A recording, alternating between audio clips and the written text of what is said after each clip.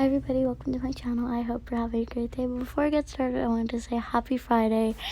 But if you haven't watched part 1 of this book already, go watch that because I posted that last week. But today we're going to be reading part 2, which is actually the last part of this book. But anyways, let's get started. So it is My Bedtime DIY Diaries, book 1, written by Marcie, Colleen, illustrated by Renée, Kurilla.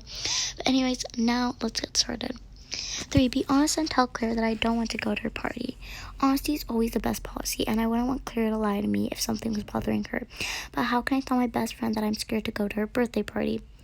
Cosmo and I have an important choice to make. Most honest.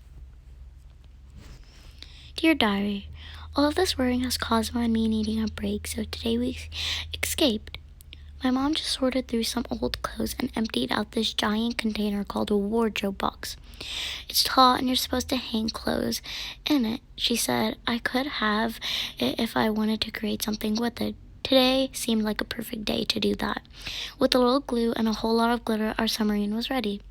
There's nothing like exploring the ocean to take your mind off your troubles. We set out right after lunch, saving some grapes to have as a snack on our trip. Exploration, I hope I'm pronouncing that right, makes me hungry. Once we were deep underwater, we used a tether, I hope I'm pronouncing that right, tether as we exited the submarine.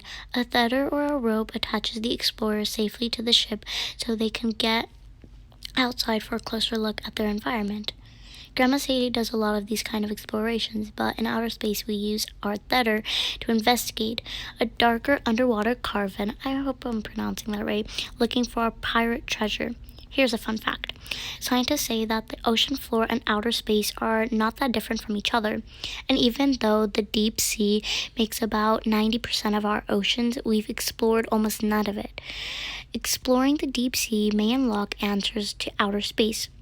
Marine biologists Piper and Cosmo are ready to explore.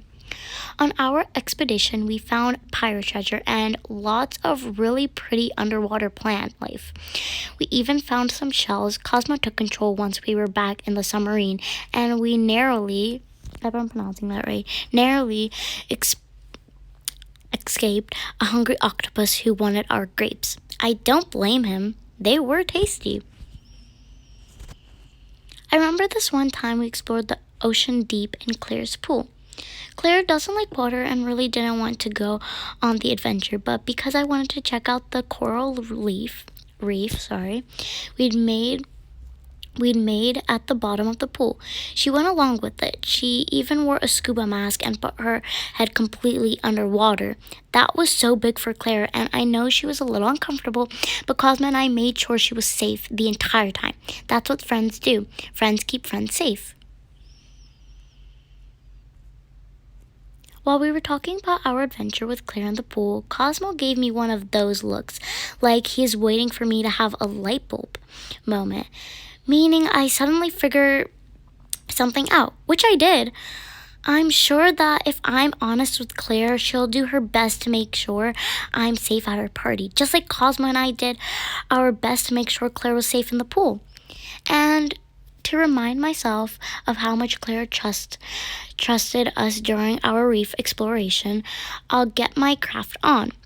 I have the perfect seashell and beads to make a seaworthy necklace to wear to Claire's party. After all, parties are perfect opportunities to show off new accessories. The best part of making a seashell necklace is that each shell is unique. The hardest part is making a hole in the shell, but it turns out that lots of shells already have a hole in them and they're just begging to be made into a necklace. The shell I want to use for this necklace is called a cockle. Cosmo helped me pick out the perfectly pink shell. We found it on the beach last summer, and it already had the perfect hole in it. It makes me smile once the necklace is done. I'll be ready to celebrate. Get it?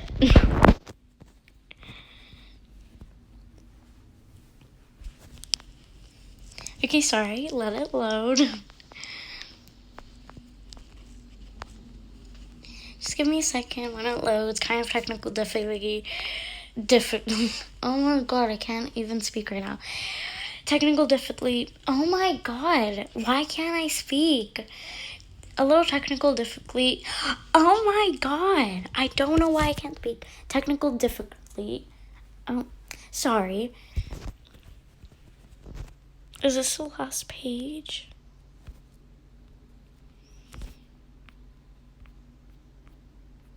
Okay, great. I think that was the end of the book already. Sorry if this book didn't work out. And I can't even speak today. I don't know why. But it's probably just a technical difficulty. Finally, I can speak. I'm so sorry. Like, it was so annoying for a second.